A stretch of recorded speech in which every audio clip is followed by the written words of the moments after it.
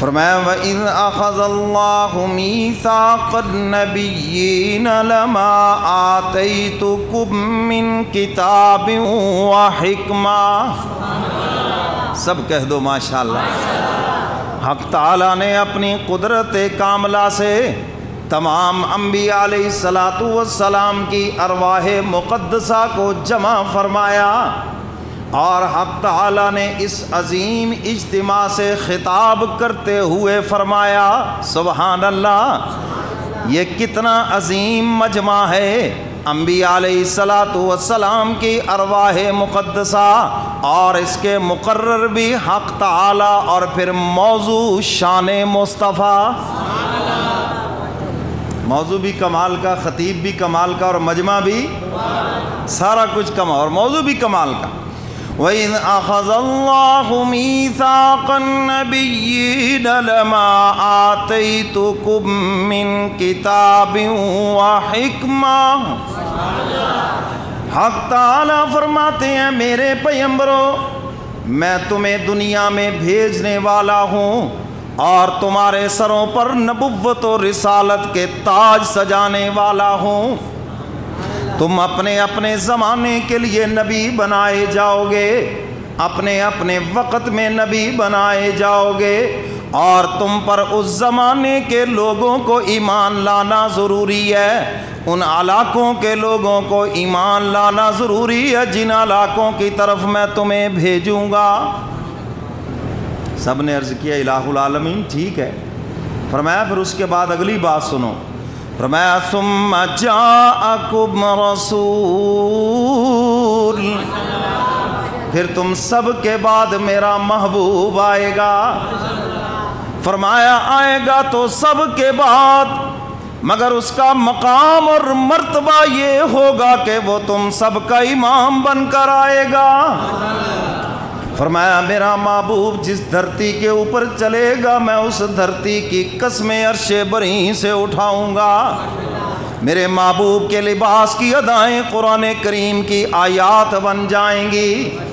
میرا محبوب چادر اوڑھ کے سوئے گا، میں اعلان کروں گا یا ایھا المزمل، میرا محبوب آرام کرے گا اور جسم پہ چادر لے گا، میں عرش بری سے آواز دوں گا یا ایھا المدثر۔ فرمایا میرا محبوب اتنی شان والا ہوگا، میرا محبوب جس شہر کا باشندہ ہوگا میں اس کی قسمیں قرآن میں اٹھاؤں گا۔ فرمایا لا اقسم بہذا البلد، مجھے قسم ہے مکہ مکرمہ کی، بلد امین کی مجھے قسم ہے۔ اے الہ العالمین آپ مکہ مکرمہ کی قسمیں کیوں اٹھا رہے؟ یہاں پر آپ کا گھر بیت اللہ موجود ہے، حجر اسود موجود ہے، مزاب رحمت موجود ہے، طواف ہوتا ہے یہاں پر۔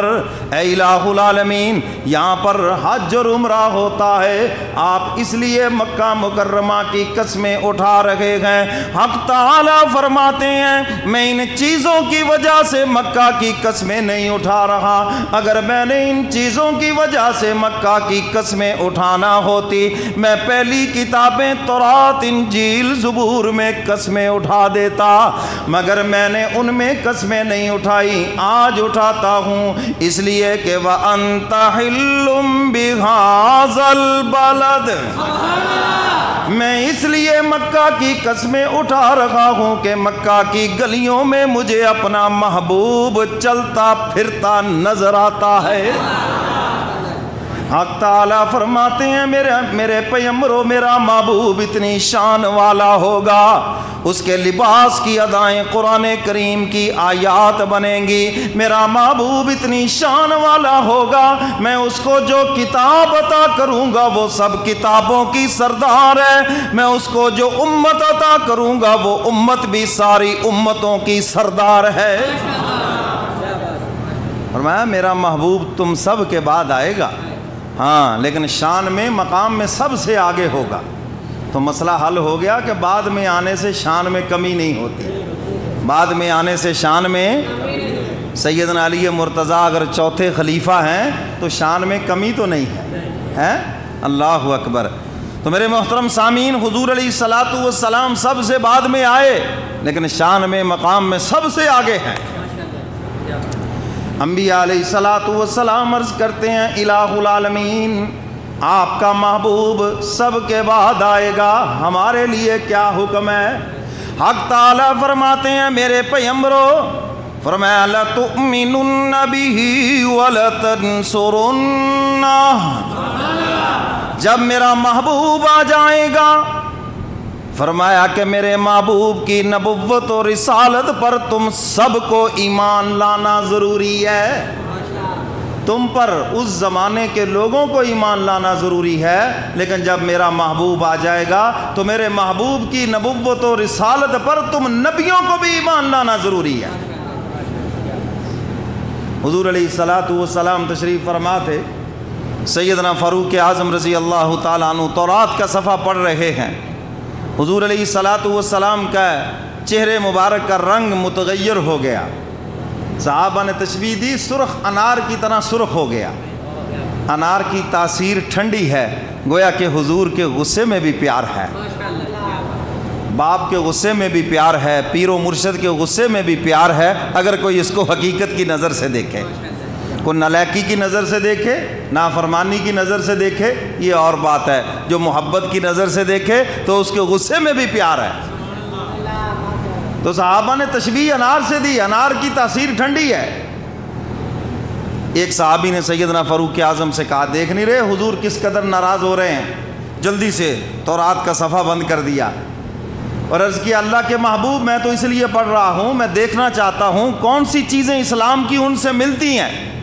قرآن کریم میں جو احکامات ہیں، حضرت موسیٰ علیہ الصلاۃ والسلام کی کتاب تورات میں جو احکامات ہیں، میں تو صرف دیکھ رہا ہوں کہ کون سی چیزیں ان کے ساتھ ملتی ہیں۔ حضور کا جواب سنو، فرمایا میرے عمر بات سنو، اگر اس کتاب والا پیغمبر بھی ہوتا تو موسیٰ کلیم آج اپنی کتاب نہ پڑھتے بلکہ میرا قرآن پڑھتے، وہ میرا قرآن پڑھتے۔ اور حضور جب آ گئے تو سب کی نبوتیں منسوخ ہو گئیں، اب حضور کی نبوت و عظمت کا ڈنڈا قیامت کی صبح تک چلے گا۔ ہم سب نبیوں کو مانتے ہیں، ان کی نبوت اور رسالت بالکل برحق ہے اور سب نبیوں کی تصدیق کرتے ہیں، لیکن شریعت صرف شریعت محمدی چلے گی۔